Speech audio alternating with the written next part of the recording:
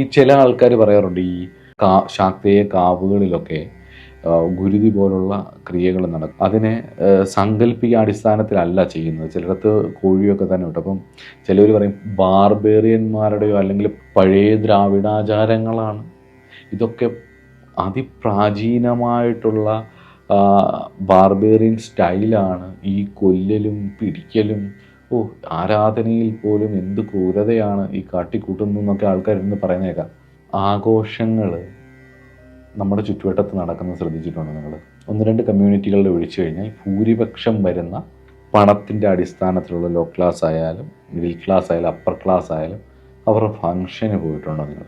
ഈ ഏത് ക്ലാസ് ആയാലും ഒരു കാര്യം ഉറപ്പാണ്, തീന്മേശയിൽ നോൺ വെജ് ഉണ്ടാവും. ക്ലാസ് കൂടുന്നതിനനുസരിച്ച് പല തരത്തിലുള്ള ആൾക്കാർ ഉണ്ടാവും. ഇവരൊക്കെ ബാർബേറിയന്മാരായിട്ടാണോ? ഹൈലി എഡ്യൂക്കേറ്റഡ് ആയിട്ടുള്ള പല ആൾക്കാരും നടത്തുന്ന ഫങ്ഷനുകളിൽ 5 സ്റ്റാർ 7 സ്റ്റാർ ഹോട്ടലുകളിലെ മെനൂസൊക്കെ എടുത്ത് നോക്കുമ്പോൾ അതിലുള്ള പല ഡിഷസും ബാർബേറിയനായിട്ടാണോ അല്ലെങ്കിൽ പഴയ ദ്രാവിഡാചാരത്തിൻ്റെ ഭാഗമാണ് ഇതൊക്കെ? ആഘോഷവേളയെ സന്തോഷമാക്കാൻ വേണ്ടിയിട്ട് ഇന്നത്തെ കാലത്തും പല ആൾക്കാരും ഉപയോഗിക്കുന്നത് മദ്യവും മാംസവും ഒക്കെയാണ്.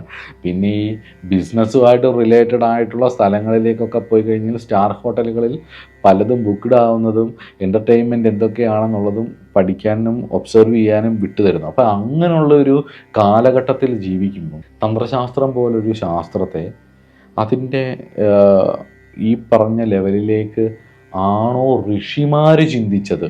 അവിടാണ് ഇതുണ്ടാക്കിയവരുടെ കണ്ണിലൂടെയാണ് നമ്മളിതിനെ കാണേണ്ടത്, സാധാരണക്കാരൻ്റെ കണ്ണിലൂടെയല്ല.